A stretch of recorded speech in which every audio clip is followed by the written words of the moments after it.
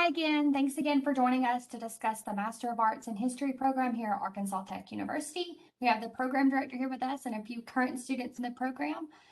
First off, my name is Caitlin Beard. I'm the coordinator of graduate and international recruitment here at Arkansas Tech. So anything to do with graduate programs, I am your go-to person. So first, I'm going to let Dr. Yi introduce himself and then our current students. Okay, I'm Guolin Yi. I'm the assistant professor of Asian history, and I'm the department expert on China, East Asia and world history. I teach graduate and undergraduate courses in world history, Chinese history, and Asian history. I got my doctoral degree from Wayne State University in Detroit, Michigan, and so this is my 5th year at Arkansas Tech. Hi, my name is Spencer Hurlbutt. I'm from Russellville, Arkansas. I graduated in May of 2020 with my degree in secondary social studies education from Arkansas Tech, and I'm currently on track to graduate with my Master of Arts in History in August of 2022. My name's Carl Lowry. I'm from Fountain Lake, Arkansas. I received my associate's degree at National Park in Hot Springs, and I got my bachelor's degree in history and a minor in geography at Arkansas Tech, and I'm currently taking a master's of history at the Arkansas Tech Graduate School. Graduation date looking at 2022. It's so great for y'all to join us today. I just want to let y'all know that we're going to be discussing some bits and pieces about the program, getting some insight from current students. But if you have any questions as we go along, go ahead and send those in the chat and then we'll answer those at the very end. So be sure to answer those questions. Also, at the end of this live Q&A, we're going to draw for a $40 application fee waiver. And the way to enter that is to send your email in the chat box. So you won't be entered unless we have your email address to contact you. So be sure to enter that for a chance to win that free $40 application fee waiver. So we're going to start out by just, Dr. Yi, if you'll just discuss a little bit about the program. So we are a fully accredited program, by the Arkansas Department of Higher Education. And so 2 years ago, we did an external review by inviting the professors from other peer institutions, and they highly acknowledges what we have done for our program. And so in our program, thesis is not required, but I'm glad to see that actually over the past few years, the majority of our students have chosen to write a thesis because they realize actually it is much rewarding to write a thesis to prepare for their future career. And of course, we have a non-thesis option, which is exam. So basically, students, after they complete 30 credits, and they can take 3 fields in the exams, 2 major fields and 1 minor field. So we are, yes, a 30 credits institution. Basically, students have to, for the thesis option, they take 24 credits in coursework, and then the thesis would account for 6 credits. For the exam option, they can take 30 credits in the coursework and then take the exams. So Spencer and Carl, what made you guys, choose this program? So like I said in my introduction, I got my undergraduate degree from Arkansas Tech, and all of the faculty and staff that are in the history department were extremely helpful and knowledgeable on their content area. So going into the graduate program has been a really good experience, and I've learned a lot more to take me into my professional career after grad school. I visited the campus for a tour back in 2017, and I just automatically felt at home. I met with Dr. Blanks. He took the time to sit down with me. They were actually at winter break during the time, so he took the time to sit down, discuss the program, and we just had a really good talk. And I had a real good feel from him with the program. And if you enter the political science and history office right there, there's a display with all the publications that the faculty have have produced, and it's pretty impressive. It left a really good impression on me. And I actually started visiting Russellville when I was in high school back in 1982, and my addiction to Feltner's across from campus kicked in, so that was another cincher.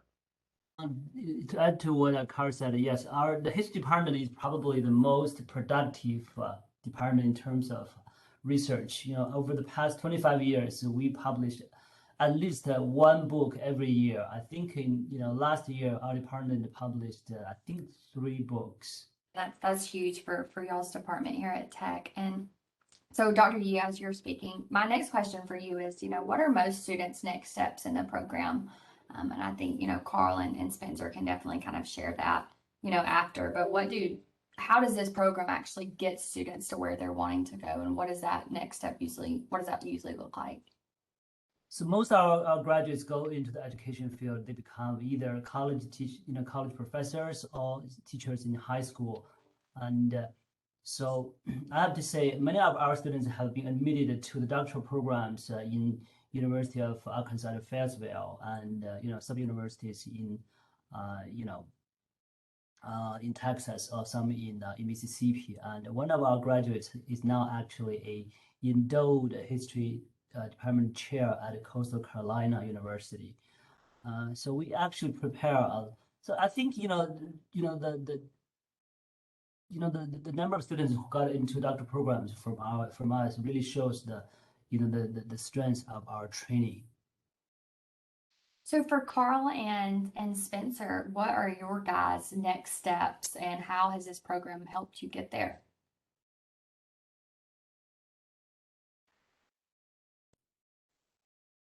My future plan is I'm looking at going into as an adjunct instructor to where I can teach online, potentially at National Park College here in Hot Springs. But when you teach remotely, it has a lot of open doors for you. This is my second semester as a graduate assistant, and that has been not only the financial reward of helping me continue with school, but it also gives me a lot of skills that I'm going to carry on at the next level. I have up until graduate school been traditionally a online student, so dealing with online class environments is something I'm familiar with. And the last 2 semesters, we've been, I say, lucky. With COVID has made Arkansas Tech think outside the box, and they've put in where we have some hybrid classes, so it's been able to continue our education. But I also look at that as another brick of education and learn that you have some experience in a hybrid class. So I think that I'm getting all platforms that are going to give me a well-rounded curriculum to go on to the next stage. I also intend to go on to teach, but at the high school level. I think that one thing this program's definitely offered me is more insight into the area that I'm teaching, and I feel more or well prepared and more equipped to enter the classroom with the knowledge that I've learned in this program. So I know Carl, he talked a little bit about his assistantship and how that's really giving him experience. But I just wanted to take the time to explain what a graduate assistantship is. And so typically our graduate assistants at Tech, especially within the history department, you have your tuition paid for and you work about 20 hours a week, either as a teaching assistant or research assistant, and even outside of the academic area. Spencer here, she's a graduate assistant in our student affairs, and she is working with the dance team. And so even if you don't have an assistantship within the department, you definitely have a lot of funding opportunities here at Arkansas Tech. And I'll let Dr. Yee just talk about a little bit of those funding opportunities within the department and others. Our department has 3 graduate assistant positions. I want to emphasize, our graduate students do not do the clerk work. They actually help the professors teach, American history and the world history survey classes. They got the opportunity to grade papers and, of course, observe the professors and see how they do their work. And also they help professors do research. So these, I think, are very useful experience to prepare for their own future. And then, of course, like Caitlin said, we do have a lot of opportunities on campus. I have to say, every year, even though we have 3 GA positions, but our students, more than 3 of our graduate students are covered by financial aid. They have worked at the university museum. They have worked at,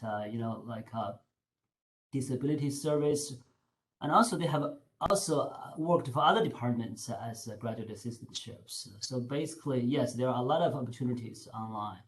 I'm sorry, on campus, to complete their graduate studies.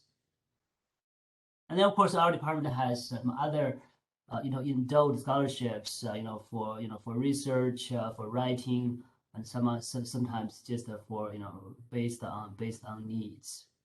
To also add that we have a funding page with the Graduate College that lists all of the different funding opportunities that we have, that links to different graduate assistantships, scholarships, just different grant opportunities too that we have. Also wanted to just plug that if you apply by October 1st for the spring term, you will be eligible to receive a $500 tuition waiver as long as you enroll full-time in the spring.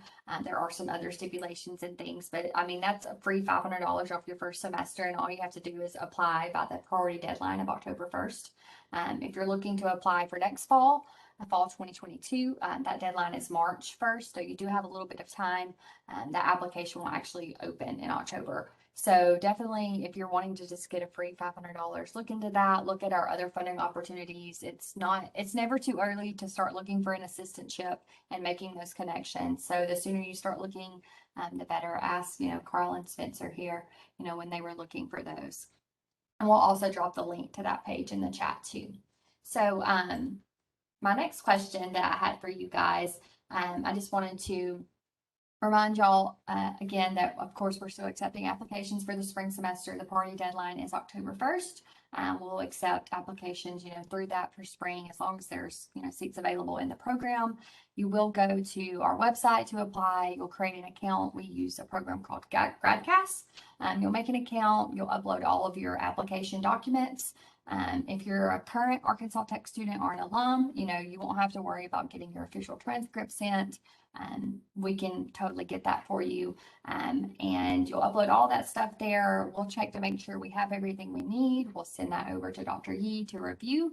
And then once he makes that admission decision, we let you know and set you up on your next steps to get registered for classes, get all your information ready to go. But I'll let Dr. Yee go ahead and share the admission requirements, and we can kind of talk about that. Sure. So first of all, I want to say we do not require GRE scores. And then, so for unconditional admission, so we require the GPA should, to be above 3.0 points. And then, so we require like 24 credits of undergraduate credits in history. But actually, these are all unconditional admission. And of course, if your GPA is below 3.0, or you do not have 24 credits in history, we still have conditional admission. So for example, so if your GPA is below 3, after you get admitted into the graduate program, conditionally, and then you get 12 credits and they are above 3.0, and actually you will be turned automatically into actually a unconditional admitted status. And then in terms of your major, undergraduate major, if you are from the closely related humanity fields like anthropology, English, philosophy, and even political science, and we have a lot of leeway. We actually welcome students from those fields, and we do. Some of our graduate courses actually have students from those fields. So that's great that you don't have to have a bachelor's degree in history for this program. You can have something outside of it, and if you don't have all 24 hours, you can take those once you're admitted conditionally in the program, and we definitely will work with you on that. And so I think my next question is, for our our current students in the program, what is just one thing that maybe you would want to share with students that are interested in this program? You know, what is this one final thing that you would like to share? And even Dr. Yee too, if you would like to share that. Just want to remind everyone too, don't forget to send any questions that you have about the program, and we'll ask those too.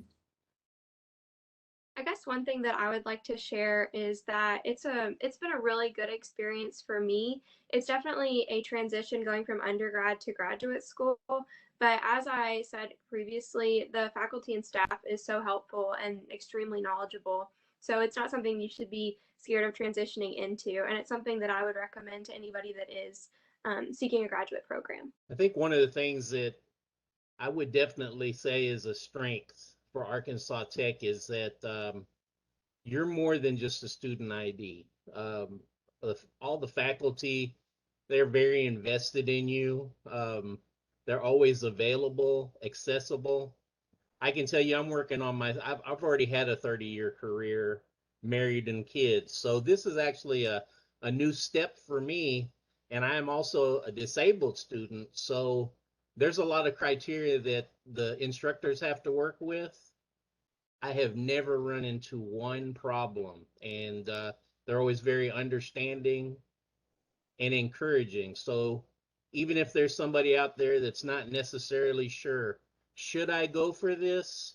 I promise you, once you get here and let the professors deal with you, you will feel at home and feel welcome. And Dr. Yee, oh, my lights went out. Dr. Yee, is there anything that you would like to add before we had two questions in the chat that I wanted to get to before we closed up? Okay, so I think, like Carl said, we offer different formats of delivering the class. We have face-to-face, we have virtual conferencing format, and also we do also hybrid format. So this, of course, I think would solve the problem of a lot of students who have, commute issues or for any kind of reasons. Actually, this semester we do have students, from who live in Texarkana, right? Like 3 hours from campus, and he can actually take it from remote basis. So these, I would actually open more options. Like Carl said, the pandemic actually is a blessing. It opens our, I think it's an opportunity to open us to more opportunities. For sure. It's definitely making us more adaptable and more supportive of our student population. I just want to remind y'all one more time, don't forget to drop your email in the chat for a chance to win the $40 application fee waiver. We do have two questions, and if y'all have any more, please don't hesitate to submit those. So one of the questions we had is, how long does it normally take to receive an admission decision? So on average, we say about 1 to 2 weeks. It just depends on how many applications we have coming in. Our goal is to get that back to you within a maximum of 1 week, but sometimes it can take up to 2 weeks. So it's really, if you compare that to other schools, that's really not that long of a time to receive an admission decision. Yeah, and I have another question is, what is the difference between thesis and non-thesis? I'll let Dr. Yee answer that one. Thesis is like a long paper, between 50 and 80 or 100 pages, and for history thesis, we expect you to write it based on primary sources. So it's you have to start picking the topic and narrow it down, and then you have to collect resources and then come down and write it. The writing process can be agonizing, but looking back, after you finish looking back, you will find that actually you benefit a lot from this process. And then non-thesis option, that's basically you sit for 3 major fields of exams. So the professor will give you some questions, and then you sit there for 3 hours and write some essays to answer those questions. So these are the major differences. I hope this is and just to follow up, why would you choose thesis or the other versus non-thesis? What would one help you towards? Why would you choose thesis over the other or whatnot? Good question. So first of all, the research, the process, like I said, the process of selecting a topic, of narrowing it down, and then doing the research and then writing, all these are very good practices, especially if you want to, to apply for a doctoral program. Your thesis can be a very good credential. Actually, you can submit it as a writing sample, to show that. And of course, if your thesis is good enough, you can have it published. Again, it can be a very, very good asset on your CV. And even if you don't want to go to a doctoral program, I mean, have a thesis, as part of your career, it's rewarding, because especially in our department, we have bounded copies for you guys, and we keep one copy in our department, and I will give one copy to you as a gift, and you can put that in your home library and show it off to others. And then of course, like I said, I think the most reward you will get is from the process of doing it, from beginning to the end, and this would be, I think it would be a very, very unforgettable experience. For sure. So that wraps it up. We didn't have any other questions in the chat. I will go ahead and put my email in the chat, as well as Dr. Yee's email in the chat, if you do have any follow-up questions and want to reach out to either of us. So now we're going to go ahead and draw for the winner for the $40 application fee waiver. I just want to thank Dr. Yee and Carl and Spencer for taking the time out of their day to be with us. And it's been great. So if y'all have anything, I just want to thank y'all and have a great day. Thank you.